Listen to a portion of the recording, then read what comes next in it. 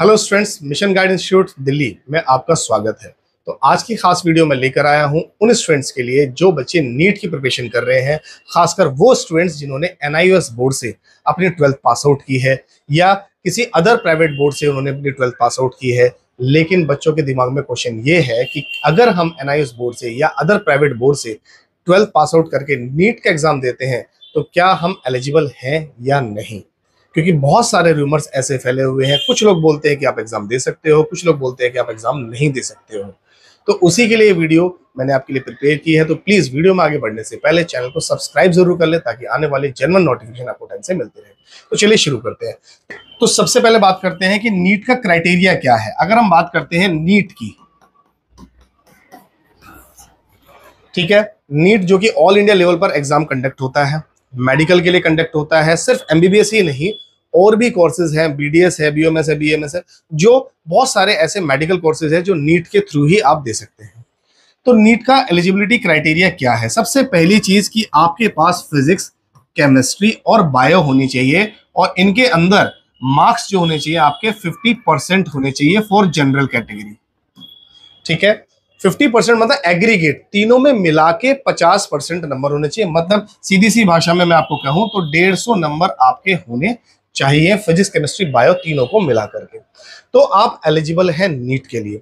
दूसरी चीज कि आपने प्रैक्टिकल्स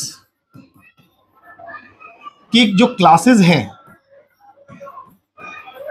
वो आपने ली होनी चाहिए। प्रैक्टिकल के सब्जेक्ट्स आपके पास होने चाहिए, मतलब प्रैक्टिकल के मार्क्स आपके पास होने चाहिए। दूसरा,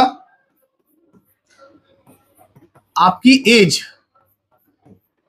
17 क्लियर हो जानी चाहिए, मतलब 17 साल के आप कंप्लीट होने चाहिए, तभी आप एग्जाम दे सकते हैं। अपर एज लिमिट कुछ नहीं है, 17 से नीचे अगर आप होंगे तो आप नीट का एग्जाम नहीं दे सकते। 17 से ऊपर के अगर आप हैं तो आप नीट का एग्जाम दे सकते हैं। तो ये है आपकी लोअर एज लिमिट, ठीक है।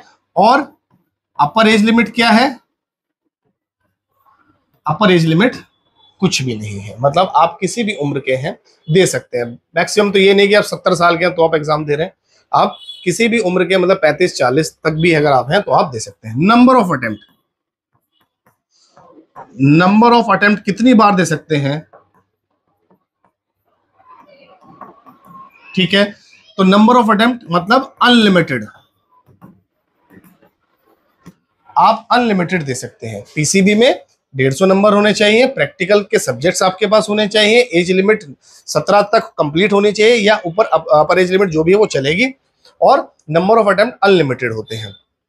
दूसरी चीज कि अगर जो आपने 12th जो की है वो किसी भी रिकॉग्नाइज बोर्ड से होनी चाहिए, जैसे सीबीएसई, जैसे यूपी बोर्ड, जैसे अदर स्टेट बोर्ड। अभी मैं एनआईओएस की बात नहीं कर रहा, अभी मैं सिर्फ आपको क्राइटेरिया बता रहा हूं। नीट का क्राइटेरिया क्या है, नीट क्या कहता है, ठीक है। सब्जेक्ट इन 3 के अलावा एक सब्जेक्ट और होना चाहिए जो कि कंपलसरी है, वो है आपका इंग्लिश। इसमें भी आप पास होने चाहिए। तो ये है नीट के एलिजिबिलिटी क्राइटेरिया। बात समझ गए? अब इन सब चीजों को देखते हैं, क्या एनआईओएस इन सब चीजों को फुलफिल करता है या नहीं करता है। ठीक है, इसकी बात हम करते हैं, क्या एनआईओएस इन सब चीजों को फुलफिल करता है या नहीं। बात करते हैं एनआईओएस की। पहला, क्या एनआईओएस फिजिक्स, केमिस्ट्री, बायो कराता है या नहीं कराता? क्या 12th में होती है? बिल्कुल, आप एनआईओएस से 12th पीसीबी से कर सकते हैं और 150 मार्क्स लेकर आ सकते हैं, क्योंकि टोटल ओवरऑल जो होता है फिजिक्स, केमिस्ट्री और बायो का जो पेपर होता है वो 100 मार्क्स का होता है, प्रैक्टिकल वगैरह सब मिला करके। तो पहली चीज हम फुलफिल कर रहे हैं एनआईओएस में। दूसरी चीज, क्या प्रैक्टिकल्स होते हैं? बिल्कुल होते हैं, ठीक है। प्रैक्टिकल्स होते हैं, प्रॉपर पीसीपी क्लासेस चलती है जहां पर बताया जाता है कि आपको प्रैक्टिकल्स कैसे कर रहे हैं, कैसे फाइल बनानी है, कैसे एक्सपेरिमेंट करने हैं। रेगुलर क्लासेस होती है, PCP classes specially for practical exams. तो ये भी होता है, तो ये वाली लाइन भी हम फुलफिल कर रहे हैं, ये भी हम फुलफिल कर रहे हैं। एज का तो कोई क्राइटेरिया है ही नहीं, वो तो आप 17 के एनआईओएस में हो या अपर, ठीक है, कितने के भी हो, दोनों में सेम है। चौथी चीज, नंबर ऑफ अटेम्प्ट, वो भी आप चाहे इस बोर्ड से दे रहे हैं चाहे आप किसी रेगुलर बोर्ड से दे रहे हैं नीट के एग्जाम, तो नंबर ऑफ अटेम्प्ट भी, ठीक है। दूसरा कि रिकॉग्नाइज बोर्ड है या नहीं, बिल्कुल, एनआईओएस जो है वो सेंट्रल गवर्नमेंट का बोर्ड है। ऑल इंडिया लेवल पर इसके एग्जाम होते हैं, सेंट्रल गवर्नमेंट का बोर्ड है एनआईओएस, ठीक है। सब्जेक्ट क्या इंग्लिश ले सकते हैं, बिल्कुल ले सकते हैं। हम सब चीज फुलफिल कर रहे हैं, हमारे पास हर एक वो चीज है एनआईओएस में या अदर बोर्ड्स में जो नीट को चाहिए।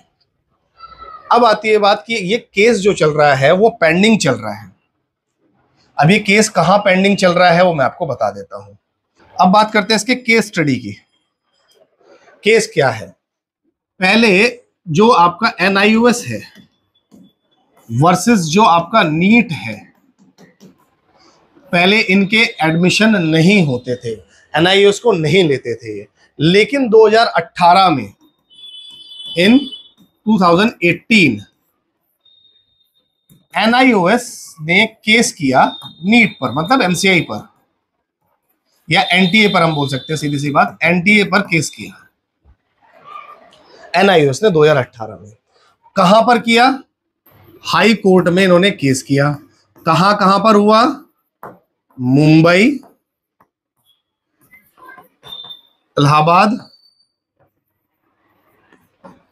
दिल्ली, ठीक है, पंजाब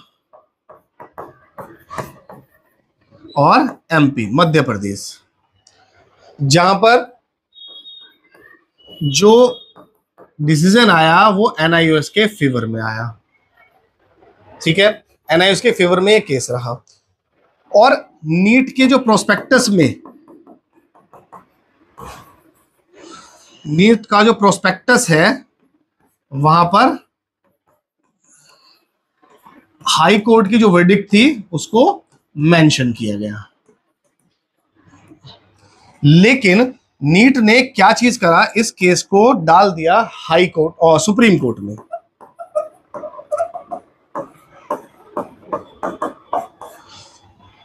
नीट ने मतलब एनटीए ने ये केस लेकर पहुंच गए कहां पर, सुप्रीम कोर्ट में, जहां पर जाकर के ये हो गया पेंडिंग, ये हो गया पेंडिंग, ठीक है। जब तक पेंडिंग रहेगा तब तक हाई कोर्ट की सुननी होगी, ऐसा सुप्रीम कोर्ट ने कह करके केस को छोड़ दिया। अब जून 2023 में, जून 2023 में दोबारा ये चीज हुई कि सुप्रीम कोर्ट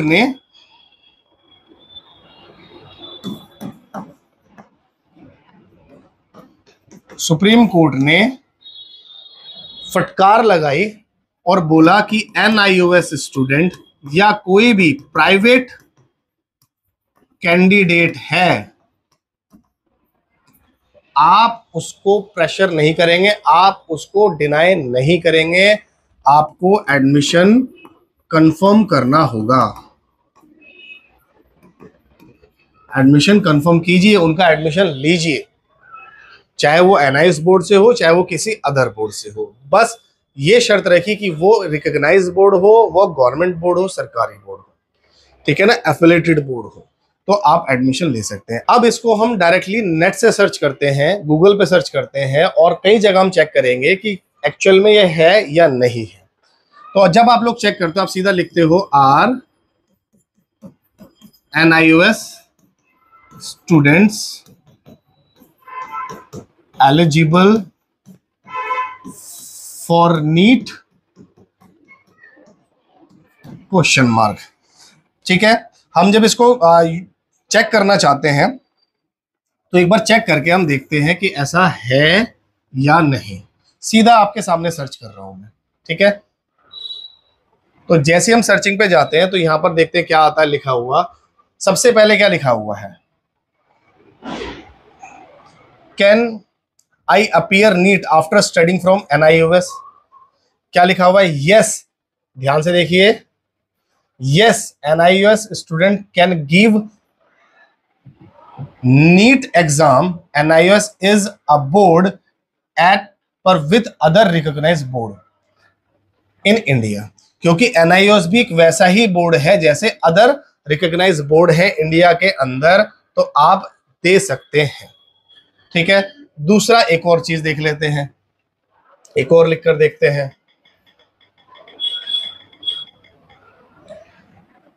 कि NIOS and NTA supreme court,